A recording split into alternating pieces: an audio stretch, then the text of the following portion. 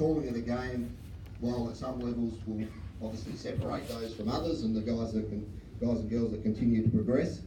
This area here, as you get through your career, really will separate the elite people from the others within your same ranks and things like this. So if you are excellent at this type of area, you're really going to stand out on the floor. If you're okay, you're going to look okay. If it's something you need to work on, I'll encourage you to really start to work on it and talk to other people and how they achieve it and how they do it. What we're going to cover off, so situations we deal with on the floor, and there's lots of them, and probably things that are obvious and other things that aren't so obvious that we don't think about depending on game, what level you're refereeing at. Control versus management. So this is one of the big things, I suppose, that's covered off these days, and we've probably come from a past where it was around control, and how we control the game, get the game to the happy ending type thing, versus management of the game. And the real focus right now is around control rather than managing situations. So how do you control the situation and how do you manipulate the situation to make sure that that outcome is correct, but also setting a benchmark and templates and guidelines that we're going to allow versus what we don't allow.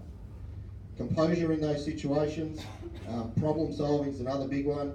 And I'll give a couple of examples of those as well and how we deal with those special situations on the floor. And when we get those curly situations where there's multiple rules that we've got to apply, multiple situations that we've got to apply, and how we deal with those things while staying composed and doing it in a timely manner and not taking too long. And then the last one, which is a big thing for me and something that I'm certainly focusing on right now, is an active mindset and really understanding the game, understanding what the teams, what the coaches are trying to do and what may happen in each situation of the game. And I've got a couple of clips that I'll show, so get ready, people in the crowd. There's a couple that I might single out, but others, so we'll keep this interactive as much as possible. If you've got any questions through it, feel free just to whack your hand up and we'll cover those as we go through. So they're the areas that we'll cover off. So you can see up here a couple of images on the screen of, I suppose, situations we deal with, and no real surprises. You know, we have things like player-coach interaction, and that can range from a coach asking a legitimate question that we need to answer, to coaches up making a statement, to a physical or a coach that is angry and upset about something in regards to that, and how we deal with that is obviously you need to react to and change your reaction and how you deal with that. You know, player interactions where they want to start pushing and shoving, and we see a lot of that as well in regards to basketball. Aren't the greatest fighters, or they aren't fighters, they're pushing shovers when they get in. We've got to deal with those situations and how we deal with that. Video review, probably not so much relevant here, but certainly obviously got to understand the rules and what we can and can't review in regards to that. Obviously confrontation, discussions, but amongst ourselves when there's rule things and things like that there. And probably one of the big things that we don't focus on, and certainly something that I took out of a tournament I went to a number of years ago, was around clocks and timings and things like that. And again, as a group of people, it's something that we're pretty poor at, to be honest. And as I said, when I went away to a tournament a number of years ago, it's something that I brought back from there that I thought, if I'm the best at clock control and clock management in this country, that's going to separate me from other people, and I would regard myself as one of the better ones on that area in terms of identifying that sort of side of things. Because what that really shows that you understand the game, you understand what's happening, and also you're onto something, and straight away when something goes wrong with a shot clock reset, with the game clock not starting, it shows your awareness of the game and obviously gets your belief and confidence from coaches and players and things like that, when you can be really quick and diligent on those sort of side of things. So again, if that's something you want to take away, and you'll all be dealing with shot clocks and things like that now, game clocks obviously all the time, that is obviously a key area around that sort of side of things. How I deal with those sort of side of things in regards to that, you just got to identify when those sort of things are going to happen. So every time the ball comes into play, the shot clock the game clock needs to start, so it's a quick look at the clock. Shot clock is one that, you know, especially Friday nights for those just coming on the junior panel, all the way through to the elite league where you've got, you know, I suppose semi-professional people on the shot clock. We see examples of that where it's not done correctly and we don't pick up on it, and therefore we have coaches going bananas on the sidelines because there's an incorrect reset or a knock start or something like that when they're trying to put pressure up the floor. So you've got to identify times in the game where things like that happen. So obviously every rebound, when those errors happen, there's generally been a scrap for the ball and might have been a couple of turnovers really quickly. So again, identify those situations in a game, and that's when those sort of things happen in regards to that. Again, someone's jumping out of court to save the ball, get the ball with two hands, flick it back in, okay? They'll either incorrectly reset it or not reset it or something like that, or something will go wrong with the shot block in regards to that. Because as soon as they got the ball in two hands, they flip it back in the court, that's a change of possession, all right? So therefore, we should have had something if it's the other team who's got the ball. So that, if that's one thing you take away around, I suppose, game situations and thinking about that, and I suppose bringing that back to the conflict and control of the game and communication. Again, if you're on top of that, the coach belief, the players' belief in you, and the dealing with those sort of things, the quicker you are with that sort of stuff, those sort of things will help you a lot with that. Control versus management. So again, everyone in this room would have heard us talk about management and things like that, and how we manage situations. What you need to start thinking about is how you control situations, not manage. So, you can have a game and you get through it, and there's been 3 or 4 different situations where players have come together and you've managed it, and you've got to the game, and there hasn't really been a big influence, and you get off the game and you go, hey, we controlled that really well. No, you didn't. You managed the situation, you got out of it, and you survived, and happy days. How did you control it? So, I'll give you a couple of examples here, and we see this all the time. We have a rebound contest and we have guys locking up and 2 guys end up on the floor. That's the first time in the game, and we might stop the game and we go, hey guys, cut that out. Everyone had that situation? Hands up. That's what we've done, that's how we've dealt with it. That's the first time. We then go down the floor, 3 minutes later, we have 2 guys lock up again, 2 guys end up on the floor, we stop the game, we talk to those guys, we say, hey, cut it out. Everyone done that? Second time in the game? Maybe a third. That's management. Control is, okay, that happens the first time in the game, that's fine, that's how we deal with it. We're not too sure, we don't want to ping a foul on the wrong guy. The second time, you need to have a foul, you need to do something about it. Double foul, foul, whatever, that is control. Okay, because that's when you're saying, I'm drawing the line here, all right, we're not going to allow people to tangle up, hook up, throw people to the floor, and allow that to happen.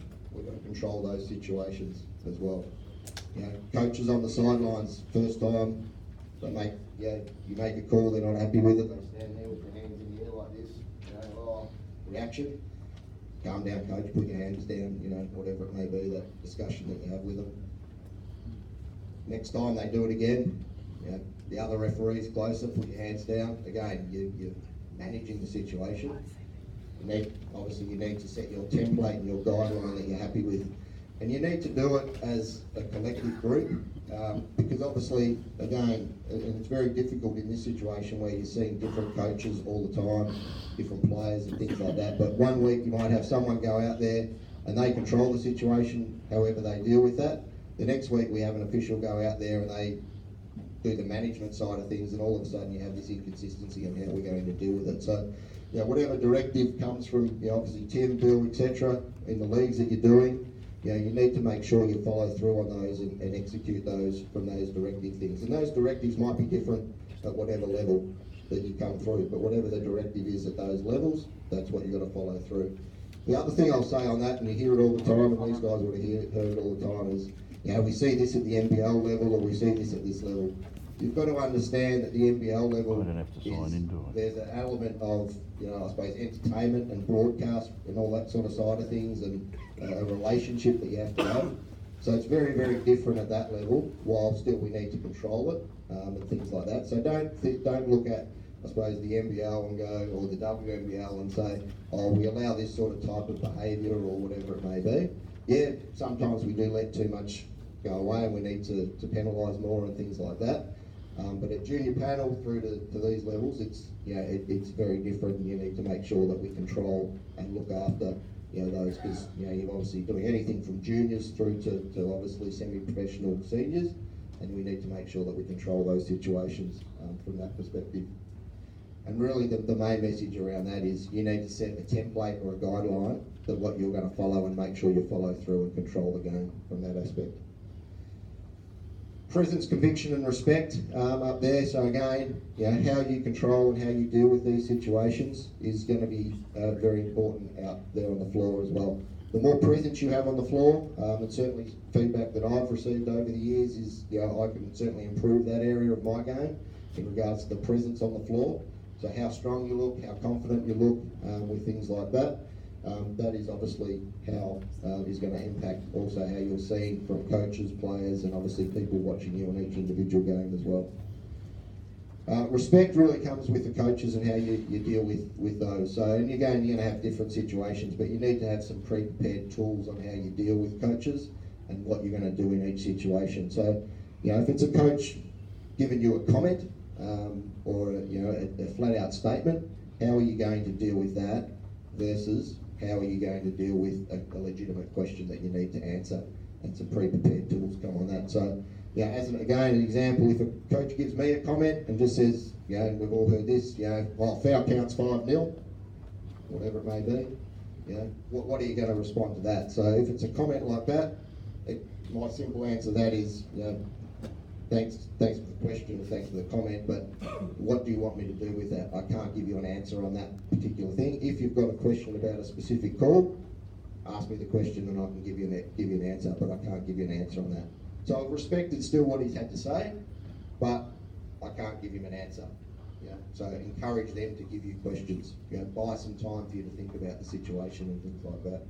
If it's a legitimate question and you don't have a response straight away, repeat the question back to them. So you're asking about this. Yes, that's what I'm asking. That way at least you know exactly what you're responding to. Because otherwise, if you don't understand what the question is and you give them a response and it's not answering their question, they're going to get more angry with you. So make sure you understand what question they're asking first before you give the response. And it also allows you to buy some time, think about what you're going to respond to them, and think about the answer that you give, and then obviously give that answer in regards to that.